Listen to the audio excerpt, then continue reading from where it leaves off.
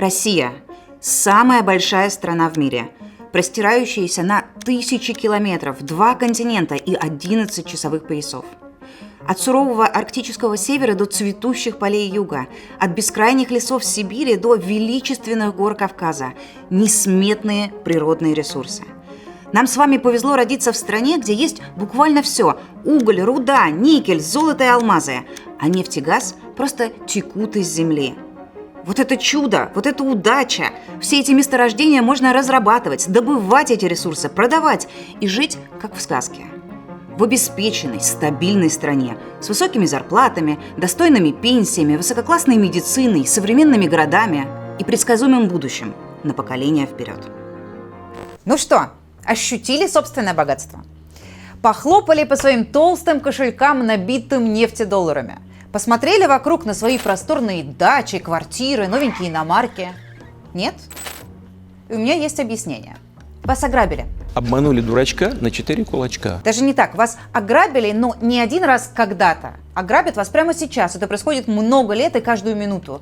Прямо сейчас, когда вы смотрите этот ролик, это происходит. Деньги просто исчезают из вашего кошелька. Я хочу, чтобы вы прямо осознали и почувствовали это. Все, о чем мы будем сегодня говорить в этом достаточно безумном расследовании, все эти элитные квартиры, Роллс-Ройсы, дамские сумочки по 20 миллионов рублей, это не просто какие-то абстрактные деньги.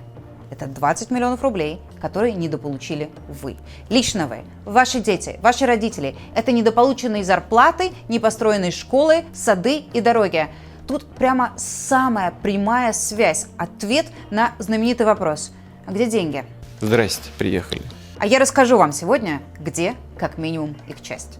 Дорогие друзья, добрый день.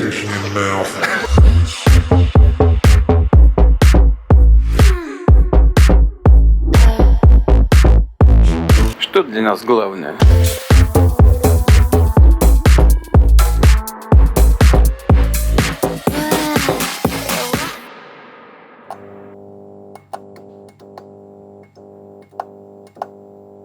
Итак, все на самом деле очень просто, и не нужно быть экспертом с ученой степенью, чтобы заметить, что что-то не так. В России есть огромные ресурсы, колоссальные. Они вроде как государственные, ими за нас распоряжается правительство, они должны обогащать бюджет и тратиться на улучшение жизни обычных людей. Но по факту обогащается лишь очень небольшая, абсолютно конкретная группа людей. Их назначил и ими командует Путин. Самый простой пример, который все знают – «Газпром». Гигантская монополия, национальное достояние и так далее.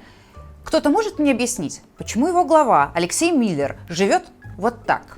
Просто за какие заслуги? Почему человек, старый приятель Путина по Ленинграду, который буквально раздербанил и почти обанкротил это наше национальное достояние, платит себе по 2 миллиарда рублей в год? Возникает вопрос, кто вообще за это платит? Ответ. За это платит «Газпром». И является чуть ли не самым богатым человеком страны. За что? Почему глава банка ВТБ, опять же государственного, получает столько, что может, не моргнув глазом, купить своей любовнице-телеведущей яхту за 60 миллионов долларов? Взаимная поддержка – это крайне важно. Почему они столько получают? Есть в этом списке еще один человек, которого я еще не назвала, и его госкомпания. Они стоят прямо особняком. Это отдельный, наверное, самый вопиющий случай. Сечин. Игорь Иванович Сечин и Роснефть. Вы за что Сечина цените? За его профессионализм и хватку. Около 35 лет назад где-то в коридорах Ленинградского горсовета встретились они. Безликий, неприметный и ничем не выдающийся сотрудник КГБ Владимир Путин и филолог-романист, переводчик с португальского Игорь Сечин.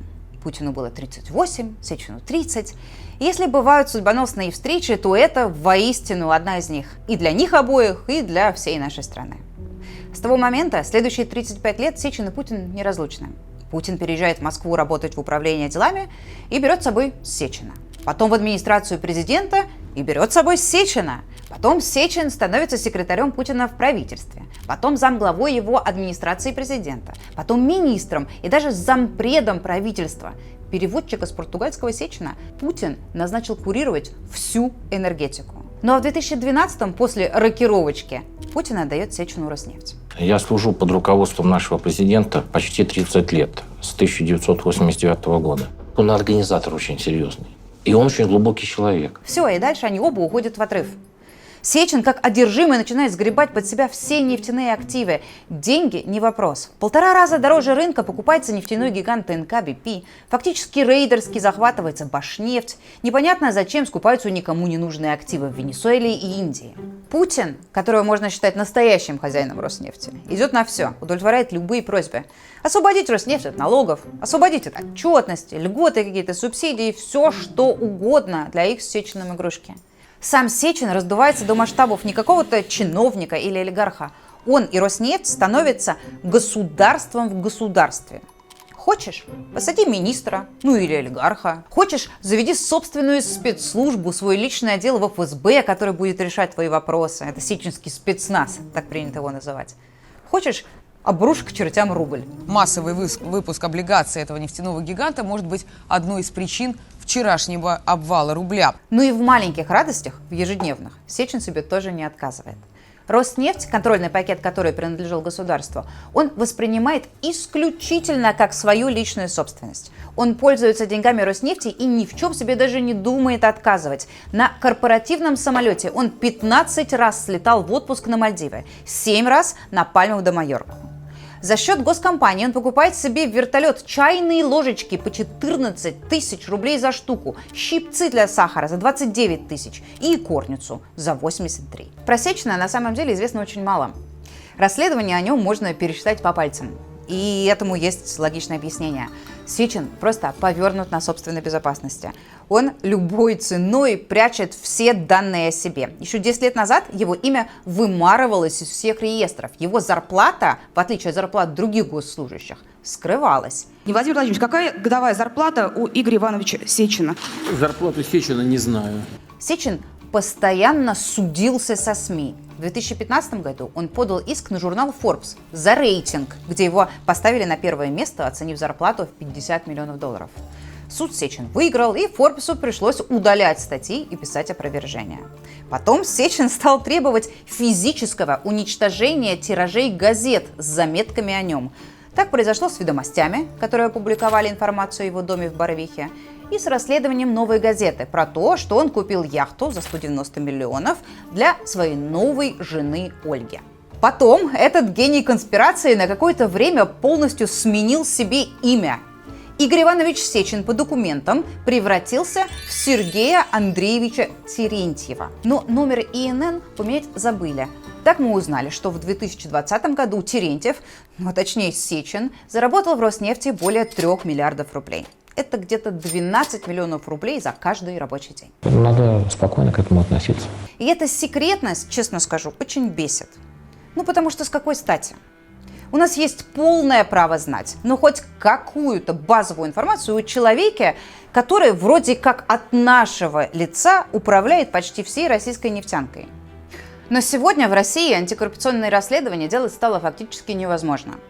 Путин под предлогом войны засекретил вообще все. Декларации чиновников, Росреестр, госзакупки, владельцев многих компаний даже. Но это не значит, что мы опустим руки и перестанем вам рассказывать о том, как воруют ваши деньги.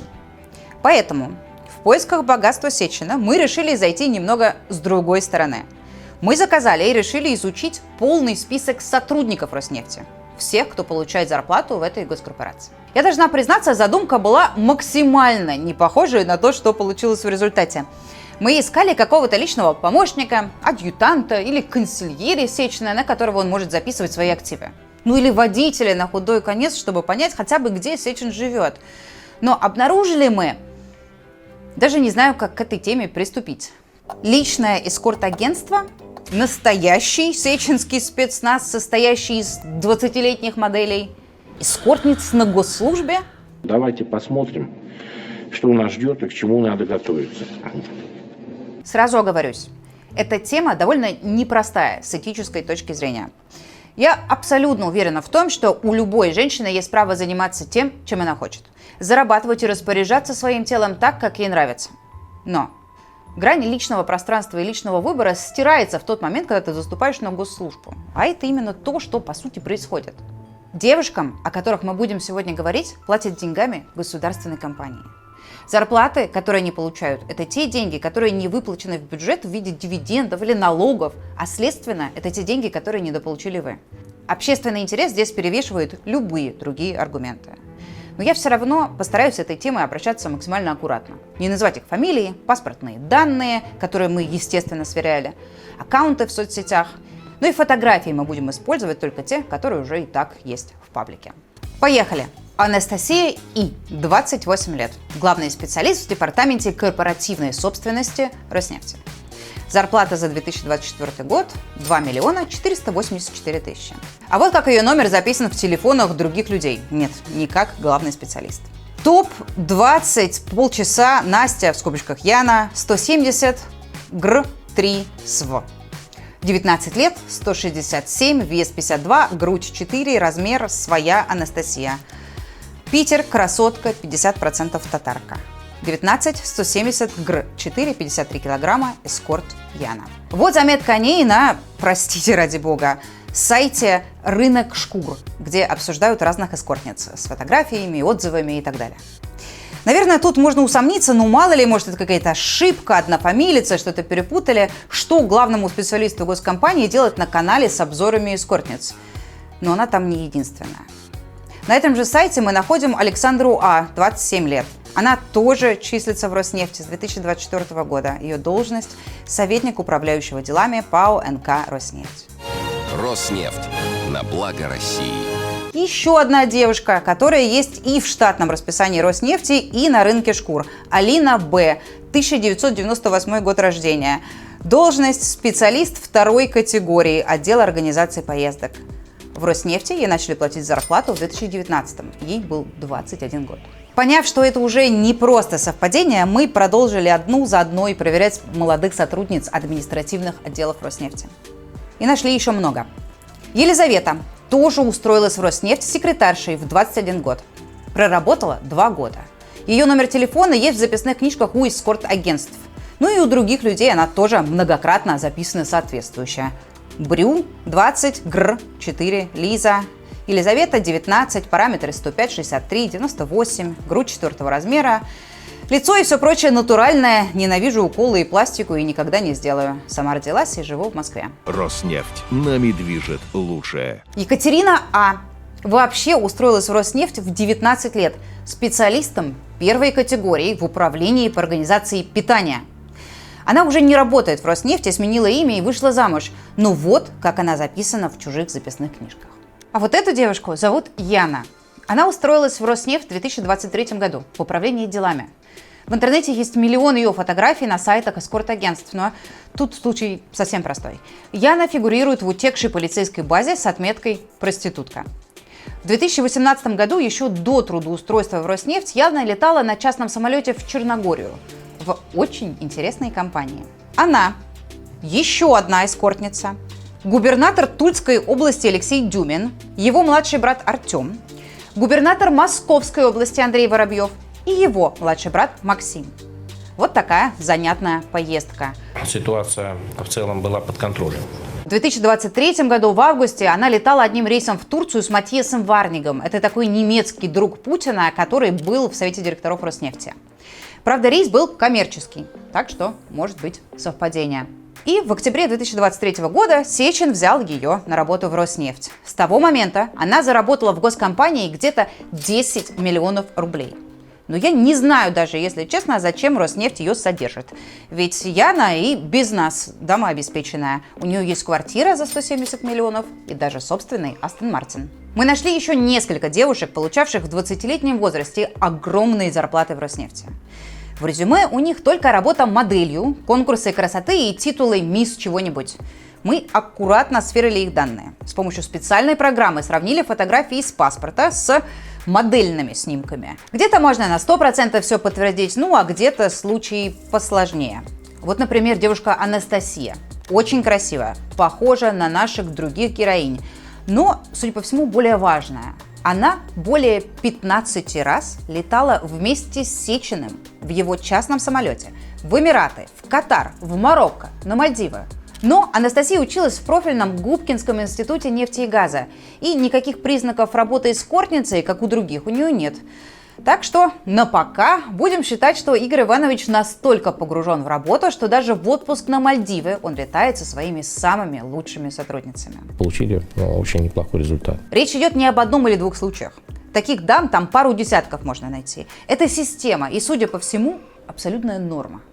Только вдумайтесь. Государственная компания «Роснефть» содержит собственный штат эскортниц. Вот мы их очень любим и свято выполняем обязательства перед ними. Но, конечно же, самое интересное я оставила напоследок. Среди всех этих молодых специалисток по нефтедобыче, ну или нефтедобыче, как говорят профессионалы, мы обнаружили одну самую особенную. Ее Инстаграм сразу выделяется из всех других. Красавица, умница, спортсменка. Именно такой должна быть заместительница начальника управления делами Роснефти. Знакомьтесь, это Альбина Иванова, и в 2016 году, через месяц после того, как ей исполнилось 21, ее взяли на работу в Роснефть. Сразу с порога стало очевидно, что 21-летняя Альбина сотрудник настолько ценный и высококвалифицированный, что ее первая в жизни зарплата была более 300 тысяч рублей. Это примерно в 2 раза больше, чем предлагали ее более опытным коллегам в Роснефти. Инженерам, экономистам, юристам с большим опытом. И дальше закрутилась, завертелась. Взлет по карьерной лестнице, напряженная, тяжелая работа, непрерывные командировки. Эмираты, Италия, Франция, Швейцария, США, Мальдивы. Изнуряющие поездки на яхтах, бесконечные полеты в этих дурацких, тесных частных самолетах. Куршевель этот проклятый. Каждый год там какие-то дела и встречи. Вот прямо сейчас я записываю этот ролик, а человек пашет там, в Куршевеле. Цветы эти еще постоянно отвлекают, мешают пройти. Танцы, пилатес, гламурные фотосессии. В общем, в управлении делами Роснефти не продохнуть просто. Но у Альбины остается время и на хобби. Ну, знаете, какие-то увлечения помимо работы. Ну, вот кто-то на бадминтон ходит, кто-то в качалку, кто-то пазлы собирает или коллекцию бабочек. А вот сотрудница госкомпании «Роснефть» коллекционирует сумочки «Эрмес». Это такие знаменитые сумки, вы наверняка слышали про модель Биркин. Они эксклюзивные и дорогие настолько, что в магазине их простым людям не продают. Там целый ритуал. Сначала надо выстроить отношения с магазином Hermes, стать их VIP-клиентом, а потом, может быть, тебя запишут в очередь на покупку сумки стоимостью 50 тысяч евро. Это за одну штуку, более 5 миллионов рублей. И это еще не самая дорогая. В зависимости от того, из чего они сделаны, какая там кожа, какая выделка, какой металл, хоть $500 000 может стоить такая сумочка. Очень бегло посмотрев Инстаграм Альбины Ивановой из Роснефти, мы сделали вот такую небольшую подборочку.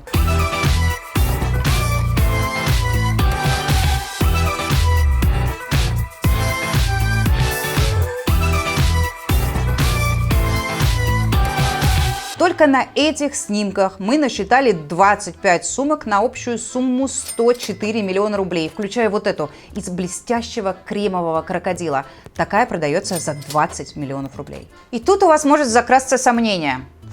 Зарплата в Роснефти, конечно, огромная, но не до такой же степени. Ну откуда у какой-то администраторши 100 миллионов рублей только на одинаковые сумки? Сомнение это обосновано. Естественно, Альбина не зарабатывает столько. Источник ее благосостояния тоже можно вычислить по Инстаграму. Вот, например, 30 октября 2019 года Альбина постит сторис из Лондона.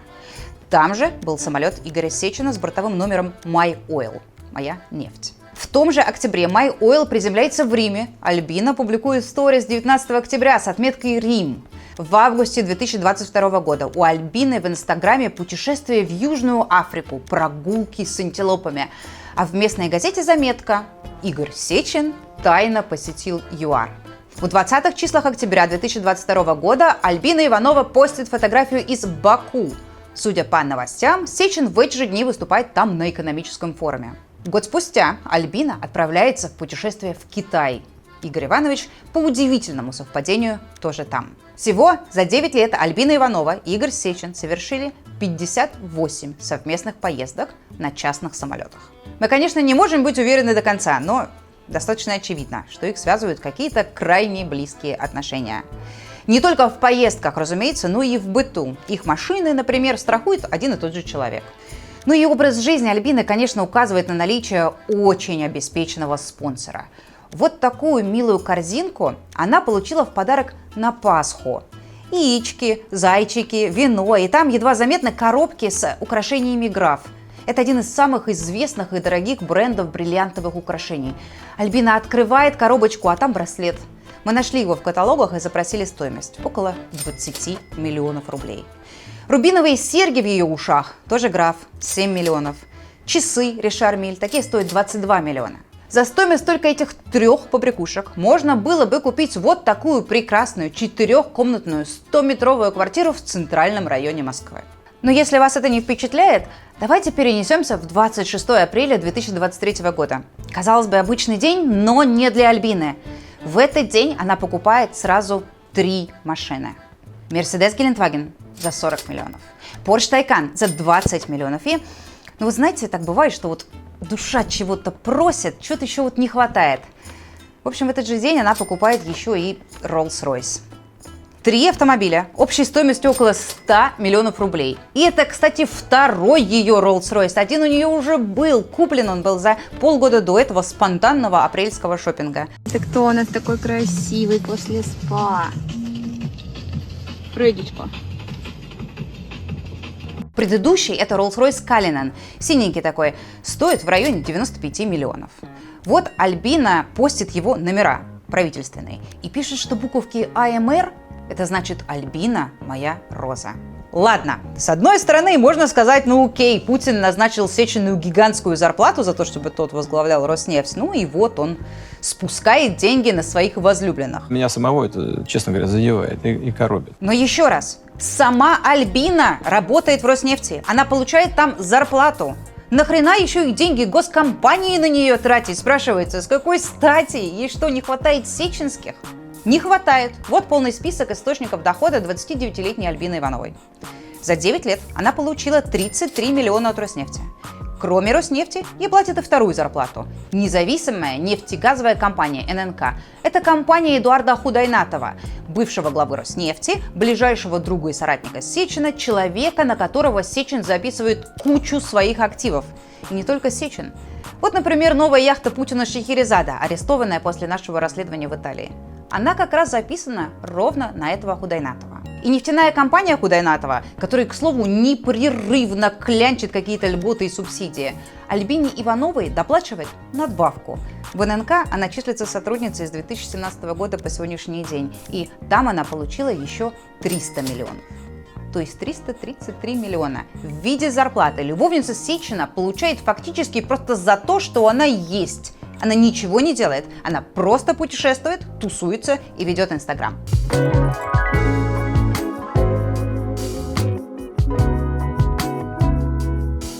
Кстати, если уже заговорили о Худайнатове, посмотрим еще один раз Инстаграм Альбины. По фотографии очередной корзины с подарками можно достаточно точно определить, где сотрудница управделами Роснефти живет. Это элитный жилой комплекс на Староволынской улице. Квартира, где она делает эти снимки, принадлежала сыну Худайнатова Алексею. А жила там Альбина. А до Альбины, вот еще такой поворот, там, судя по утечкам, жила некая Юлия Титова. Просто из любопытства проверяем, кто это. И выясняется, что это тоже сотрудница Роснефти. Она работала там с 2016 по конец 2018 года. Заработала 8 с лишним миллионов рублей. Параллельно, точно так же, ей зарплату платила и ННК Худайнатова. Почти 6 миллионов. А сама Юлия 12 раз летала на частном самолете вместе с Игорем Ивановичем Сечиным. Так как Титова в Роснефти больше не работает, да и вообще вышла замуж, я осторожно предположу, что это, видимо, бывшая Сечина. А он просто для удобства селит их всех в одну и ту же квартиру, по очереди.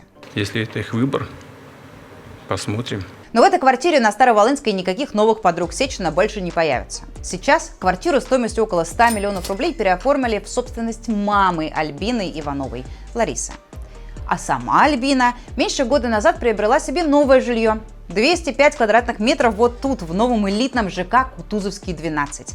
Стоит 2 совмещенные квартиры более 300 миллионов рублей. 7 лет назад, в 2017 году, когда Алексей Навальный записывал видео про бессовестные закупки Роснефти, про все эти пледы по 120 тысяч, салфетницы по 32 и корницы стоимостью в 3 зарплаты школьного учителя, он говорил, эти люди, путинские элиты, они никогда не остановятся. Они не могут прекратить этот пир во время чумы ни в большом, ни в малом, ни в дворцах своих, ни в столовых приборах. Но вот посмотрите, вилка у них 11 тысяч рублей за штуку. И это безумие не остановится до тех пор, пока мы будем молчать. И Алексей был прав. Они не остановились. 7 лет назад мы возмущались госзакупкам щипчиков и икорниц. А теперь Роснефть закупает эскортниц. Главная ценность Роснефти – люди. Все успехи, все достижения компании – это успехи и достижения огромного трудового коллектива, готового к новым вызовам, к новым прорывам. На благо России.